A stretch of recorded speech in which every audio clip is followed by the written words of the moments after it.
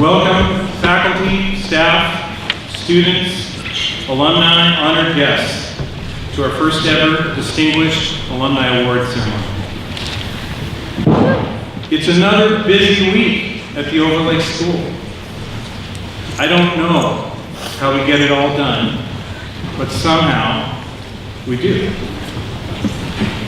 We do so much here.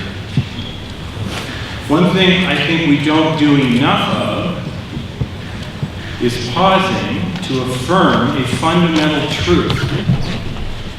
Something good is going on here. Something good is going on. All the work you do as students, all the work you do as faculty and staff, and I know we have some parents here, that's what keeps this place growing, evolving, and improving. I am proud to be an Overlake alum. I am proud to be associated with the Overlake School, and I'm proud to work at the Overlake School. And I've told Matt that if I didn't work here, I would volunteer here. This place makes a difference. It made a difference in my life, and I believe it's making a difference in yours. My name is Christian Fulgham. I'm frequently described as the old guy standing next to Army, which makes Army feel good. I graduated from Overlake in 1977, and I returned to become a Director of Alumni Engagement in 2014. And in each year since I came back, I've talked to over 100 alums, in person, on the phone, in Seattle and around the country. And you know, our alums are out there all over the place, all over the world, doing myriad interesting and useful things. And here's some of the things they're doing, because I think it's kind of interesting. They are scientists, artists, filmmakers, television stars, rock stars, authors, athletes, entrepreneurs, investment bankers, inventors, educators, doctors, lawyers, accountants, and actuaries. Actuaries are kind of fun to go think about. Anyway, they are engineers, imagineers, singers and dancers, veterinarians, cattle ranchers, realtors, and surfers. They are healthcare advocates, lobbyists, and activists. They are public servants and venture capitalists. And they are running nonprofits all over the world. We have quite a list of Overlake alums we want to honor for their notable work in these and other areas, for inspiring us, for exemplifying in their lives the mission and the values of this school, now entering its second 50 years. The work that Overlake alums do is broader, deeper, richer, and more diverse than I could ever have imagined as a 15-year-old coming here in 1975. By the way, students, if you are interested in participating in this process of the DAA selection, consider joining our alumni board. The alumni have a unique role as keepers of the flame, and we would welcome your involvement when you are ready. One thing almost every one of the alums I have talked to in all those professions that I listed has told me is that they learned to be a good writer at Overlake. I learned to be a good writer at Overlake. Bill Armstrong was my teacher in 1975. I took every course I could from him, including independent study. Regardless of what these alums do now, that skill of written communication has served them well. Our honoree today is blazing a trail with her writing. At this time, I would like to introduce Farah Lindsay Almadani 21, Editor-in-Chief of the Overlake Independent, to talk about our honoree.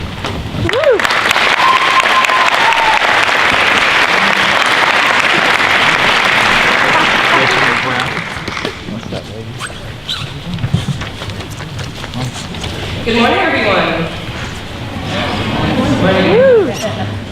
My name is Farah, and I'm from the class of 2021. It is my great privilege to introduce Kara Brown Gosad, and the first recipient of the Distinguished Alumni Award, who shares both my love of writing and my love for Beyonce. Kara is a lifer. As a student, she was taught by teachers such such as Justin Crone, Marion Sagano, Sarah Gallagher, and Bill Armstrong. Kara is a talented writer and has always been dedicated to honing her craft. In fact, her senior year at Overlake, she took 3 English classes in order to better prosper in her passion of writing. But Kara was also amazing outside the classroom. She studied theater for Bill Johns and was the stage manager of Susical the Musical. She was also the captain of the varsity volleyball team. After leaving Overlake, Kara attended Tufts University. She cites Overlake as being very influential in her successes in college. After graduating Tufts, Kara moved to New York City and worked for the Rubenstein Public Relations, one of the most prominent public relations firms in the country, an astonishing accomplishment for a young person. In the Big Apple, she developed the personal blog, SAS Tag with a Friend. Kara is very inspired by current events and pop culture, and they are often the center of the articles she writes. She uses her creativity and knowledge to write about what interests her as a young millennial in 2018. Her voice, confidence, and strength carry her writing, especially her opinion pieces. Common themes in her articles include women's rights, pop culture, and race relations. In 2014, Kara was asked by Northwestern University to give a seminar on Beyonce and her role in feminism. According to Kara, she believes in the importance and value of women being able to share and to embrace all sides of themselves. She has contributed greatly to Jezebel, a magazine for all things women, including lifestyle and politics. Soon after accepting her job offer at Jezebel, Kara decided to expand her horizons. She decided to move to Los Angeles. Los Angeles provided Kara with many writing opportunities. It enabled her to immerse herself in the television industry and become a staff writer on the Blackish spin-off Grownish. Kara is very excited about her involvement in Grownish, which will have its second season premiere in January 2019 on Freeform. Currently, Kara is continuing to write articles for several well-known magazines, such as Glamour and Vanity Fair, as well as conducting interviews with various celebrities. As a senior, Kara's senior quote was this: "The future's so bright, I gotta wear shades." And she wasn't wrong.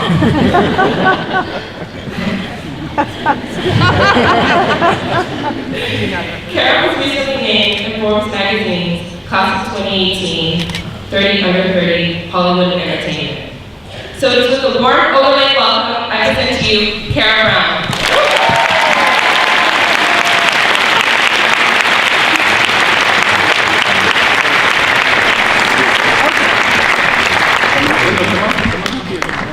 We need Dave Sudzik too to do a picture. So, the engraved bowl that I have for Kara won't be here until Monday, so I'll read you what the citation will say. Thanks for using that. In recognition of your accomplishments in journalism, cultural criticism, social media, and entertainment, the Alumni Association of the Overlake School, in partnership with the Board of Trustees, presents the 2018 Distinguished Alumni Award to Kara R. Brown, class of 2007.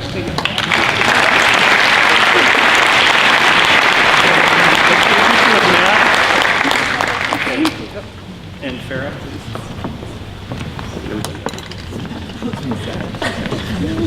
Off the back.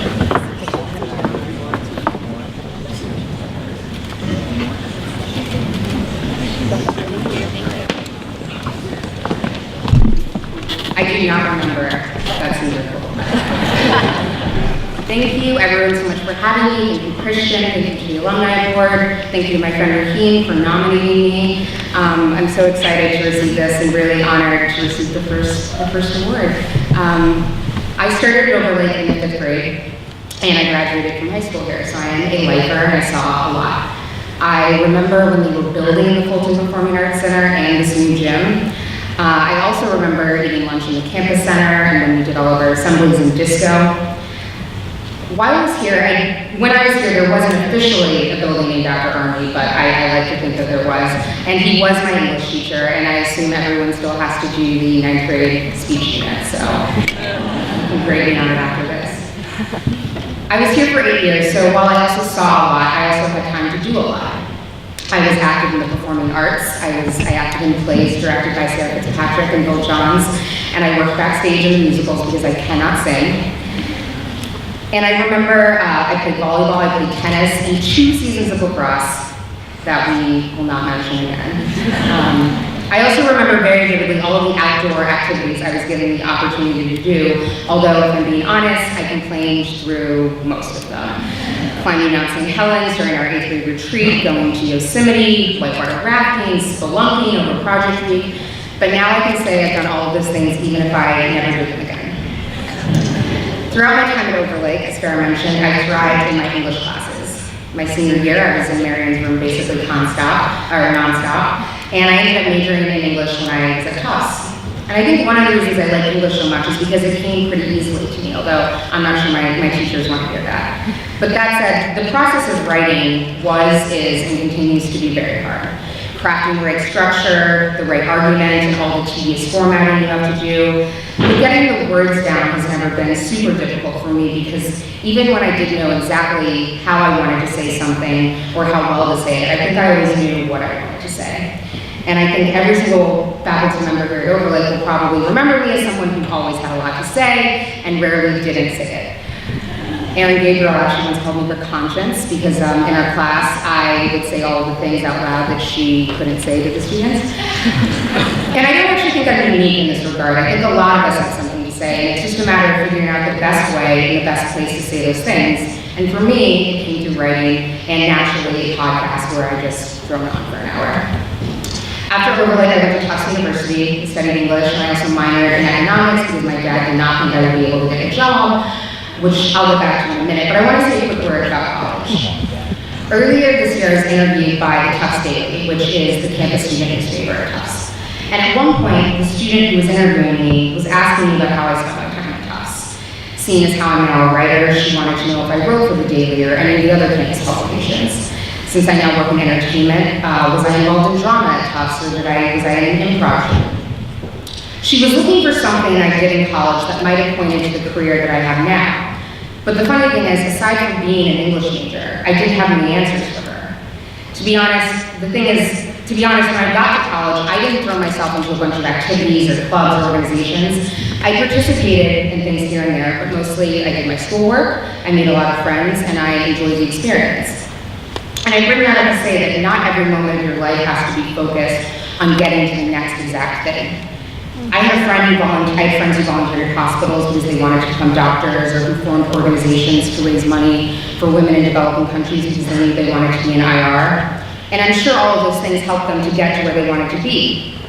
And it's so easy to feel like you're falling behind if you're not dedicating every waking second to some hyper-specific goal as early as possible.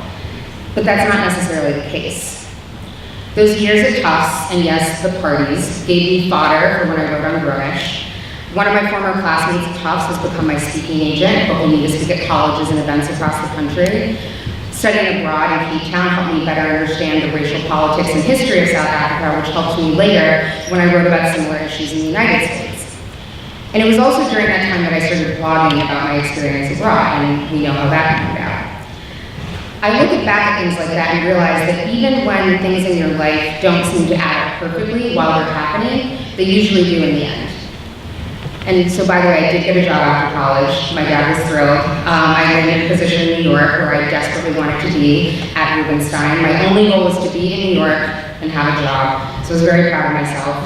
I was an assistant for 2 executives in the company's entertainment group, which meant I was thrown into this world of Hollywood and media. I worked countless red carpets and movie screenings. I got to see The Hunger Games before it was released at a screening with Jimmy Fallon. If you look closely in the back of pictures from events like the Time 100 and the Tribeca Film Festival, you'll see me in the background with my hair up in a bun, wearing a black dress, waving for some celebrity to get down the carpet with her. In a lot of ways, it was a great first job, and I enjoyed it until I didn't anymore. And I started to get that feeling when you know something isn't exactly it. And I think it's easy to feel that at work, at school sometimes, because those things are usually steps upon a larger journey. And the more I knew that my job wasn't exactly what I wanted to do, the more frustrated I got. I went to work, of course, and did my job well, but the sheen had sort of worn off. I wasn't excited about what I was doing. However, it was also during that time that I took real steps to start doing what I really wanted to do, even if I wasn't completely sure what that was yet. Soon after I started that PR job, I started a blog with a friend of mine, and we would post our takes on pop culture and current events, anything we were thinking. And I wrote a lot. I wrote almost every day for about 3 years, for free, $0. Eventually I went off on my own, started my own blog, which I also wrote for about another year. And it's hard for me sometimes to look back at that writing because it feels so embarrassing. I'm like, this is terrible. I cannot believe I put this out on the internet, which is I'm sure something every writer on the planet can relate to. But when I look back at that work, the most important thing is you can see how I was starting to find my voice, figuring out things that I wanted to say, how I wanted to say them. And I was lucky because people started responding to that. At first, it was just friends and family who would honestly read anything. I put it on Facebook anyway. But eventually, we gained readers who were total strangers, people who even called themselves fans. There are people who will now tweet at me or email me and tell me that they've been reading my work since that tiny little blog. And when I look back, it's so obvious, because when I really started figuring out my voice, that's when people really started responding to my work. When I got my job writing for Jezebel, I was officially, at least in my mind, a real writer. I was being paid a living wage to write words all day, and it even came with health insurance, which does not sound like a big deal now, but I promise it will. I remember my dad came to visit me soon after I moved to LA. He said something like, I think you always knew that you wanted to be a writer. And he's probably right. I think I did always know that I wanted to be a writer, but that's a hard thing to admit. That you want to sit around and write words all day and someone should actually pay you money for that. So few people get to do that. And it doesn't always feel like a real attainable goal. But even if I was unable to fully admit that to myself, the important part is that a tiny part of me knew. And I honestly think I knew it probably while I was at Overlake. It's that, well, maybe, or in a perfect world thought in the back of your mind. And it's probably in the back of yours right now. And even now, there are so many other things I want to do that I am able to admit. I want to have my own television show, and I want to write movies and maybe do some directing. A book will probably come eventually because my agents keep bothering me about it. There are probably, and I'm sure actually, there are things right now that I want to achieve that I can't even admit to you all right now. And that's fine, because I think you can keep certain dreams to yourself, just make sure you're still moving towards them. I was always writing, I was always reading, I was always collecting ideas for things I wanted to make and see well before I knew any of them were actually going to happen. And sometimes I also compared myself to others who I saw doing things that I wanted to do, which admittedly is not always a good idea. But for me, it was a really strong motivator, seeing other people doing what I wanted to do. Things that seemed so difficult and far away, but once I got closer, I realized I was just as capable, if not more so than they were. The exciting thing for you all right now is that you're being given so many tools here at Overlake to get to where you want to go. One day you'll be sitting in a college lecture hall and realize why Mary made you read a certain book, and you might be surprised at how many of the other students have it. When you finally get a chance to do the job you always wanted to do, you'll see how the one you had before that maybe you didn't like so much prepared you for this new opportunity. And when you feel like others are surpassing you, you'll realize that when it's time, in that time when they were surging ahead, you were getting better and better, so that when you were finally given your big shot, you were fully prepared. But fair warning, it probably won't be easy getting there. I'm sure you all know that having a natural talent for something isn't usually enough. For any talent I may have as a writer, I can admit that I often write absolutely terrible first drafts. I'll write it and send it to my editor or my agents, and they'll give me these very polite notes, but it's clear that it was absolute garbage when I read it a second time. So I'll read it again, completely rewrite it, and that often ends up being close to what my final draft is. And the whole process is so hard and annoying, but I've learned to be okay with it because of what it produces in the end. Challenging yourself to be better at something that already comes naturally to you might be more difficult than trying to become good at something that you're not already good at. Challenging yourself to make something good and even better means you're really reaching for the hard stuff. And of course, that's the only way you'll ever create or achieve something truly excellent. And I'll be honest, many days, I don't want to be excellent. Sometimes I just want to be good enough and be done with it. And sometimes that's fine. Sometimes the most important battle is simply getting the work done. Of all the tools that you can take advantage of while you're here as an Overlake student, I'd advise you to really soak up the encouragement you get from your teachers and your friends in the larger community. Unfortunately, you're not always going to have that. At the very least, hopefully you'll continue to be encouraged by your family and your friends, if they're good family and friends. But also you have to find a way to encourage yourself. You have to be the one pushing you, because at a certain point, others may not care if you achieve both your goals. Or they'll be busy, focused on achieving their own goals, or you may be in direct competition with them for those same goals. You have to be able to propel yourself forward. For me, a lot of my encouragement came from recognizing that my voice meant something. When I realized that millions of people had likely read words that I wrote. When I realized that writers like Ta-Nehisi Coates and Jamaica Kincaid not only read my work, but enjoyed it. When I received emails from readers telling me how much my work meant to them and what they learned from it. The hard part is staying encouraged when you feel like you're so far away from what you want. When you don't even know how to get started getting what you want. And you will have those moments when you're studying or working or living somewhere and it feels like this has nothing to do with the future or the rest of your life. And you need to remind yourself that the path to what you want can follow so many different routes. When I tell people now how I became a television writer, of course it all makes sense now. It makes sense that I wrote one of Army's favorite 9th grade research papers, which I will always brag about. And I later started a blog that got me a real writing job, that got me a TV writing job. It all looks seamless now, and it looks fast, but it didn't even feel fast when it was happening quickly. And maybe I'm getting a little bit less impatient as I get older, although I doubt it. But there is something great about your first draft being terrible, because you will figure it out. Maybe not now, or next year, or in 5 years, but you will. And when you do, because at some point, I promise you will, eventually and finally, it will all make sense.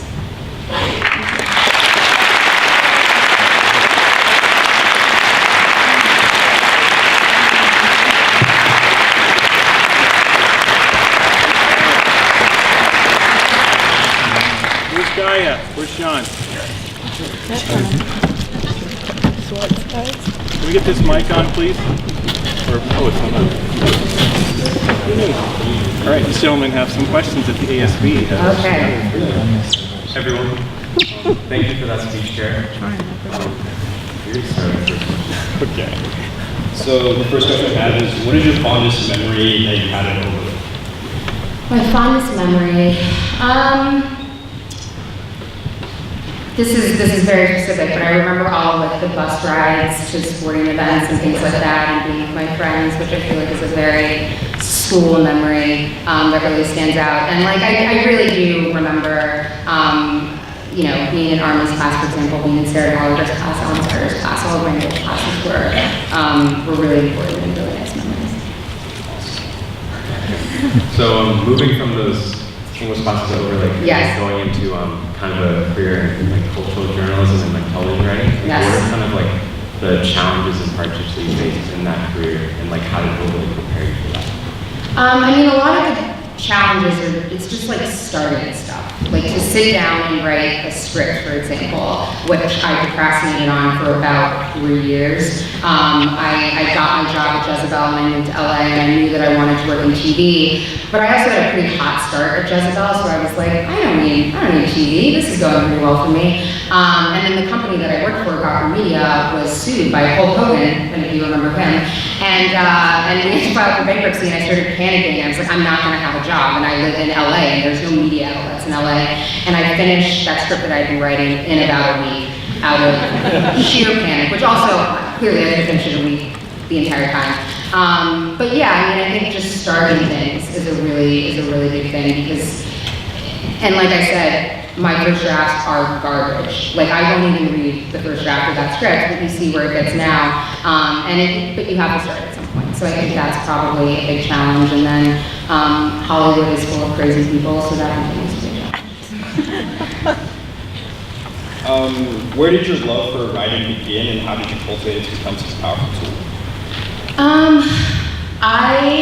I remember that, I think I was in this was before I was at Overlake, but I think I was in the first grade, and my school had 2 reading groups, and I was in one, and it was like reading group A and reading group B. And I started realizing that one of the reading groups read books that were much thicker than the other ones, and I was in the one that read the thin ones, and I was like, oh no. And so I basically just started reading like constantly to prove to these people that I was as good as these other readers, and I got bumped into the next group. And so since then I was reading constantly, and I think you cannot be a good writer without being a good reader. The podcast that I'm on now, I keep recommending books because, you know, you'll realize in school you're reading and in college, but it's crazy the number of adult people who do not read books, and we all should be. But wait, what was that question again? I got very off track. Oh, my love for writing. Yeah, so I think it really started with reading, and then I think just seeing, like, for me, the first time that I wrote something that was published on Jezebel and that people who were not my family read it and responded to it and thought it was funny is like a really big deal, and feeling like, okay, people who don't know you like what you're doing. That makes it seem like you can do it for real. Alright.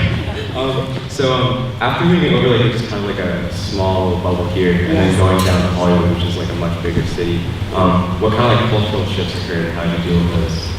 I mean, you know, Tufts was a stutter step. It was sort of a medium-sized school for me.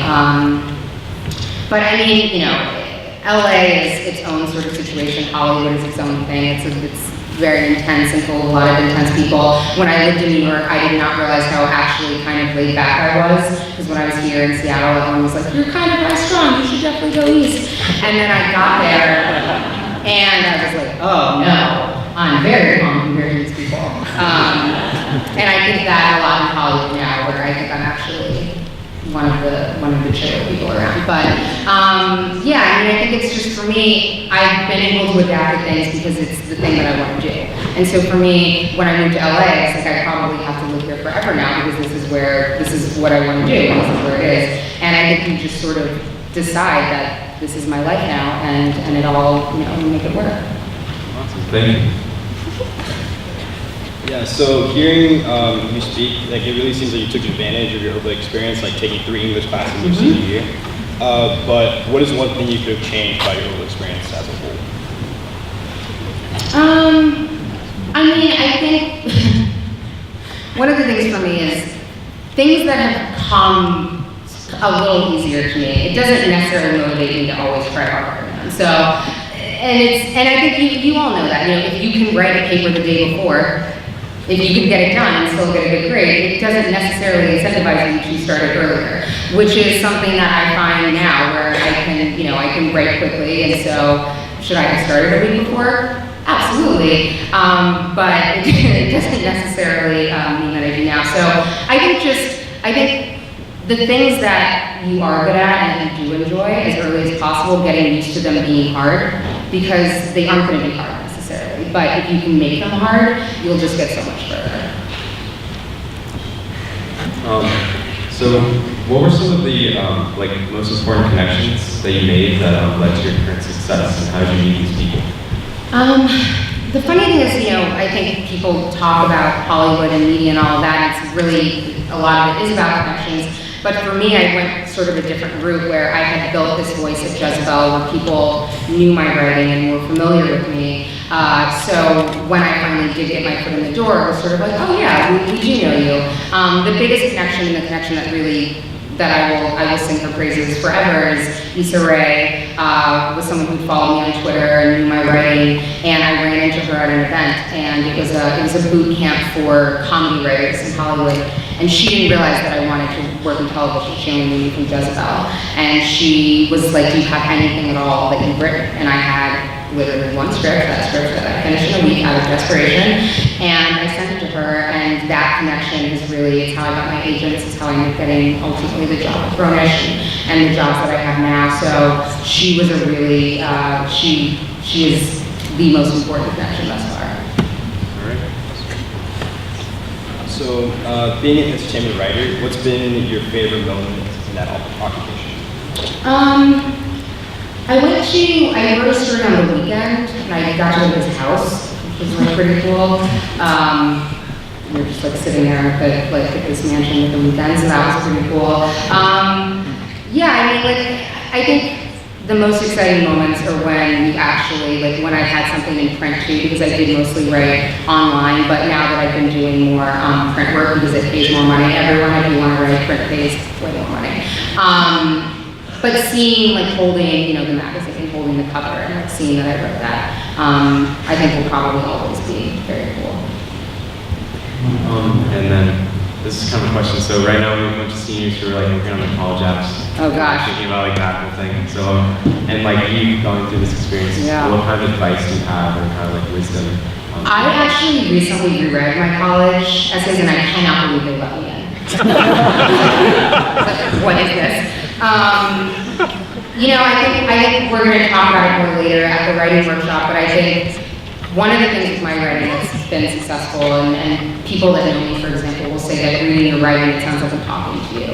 And so I don't exactly know how, I will attempt to explain later, but I've always been good at getting that voice through on the page as well. And I think the best to your ability, where sort of just how you think you sound when you're talking to your friends, or how you think you sound when you're, you know, encouraging your teammates, or the moment when you're at your best, if you are able to get that into words, and if you're able to read something and feel like that sounds like me, that sounds like something I would say, as opposed to that sounds like the best thing that I wrote, it sounds like the most technically great essay, I think it really needs to sound like you, and that usually ends up going pretty well. All right, thank you. That is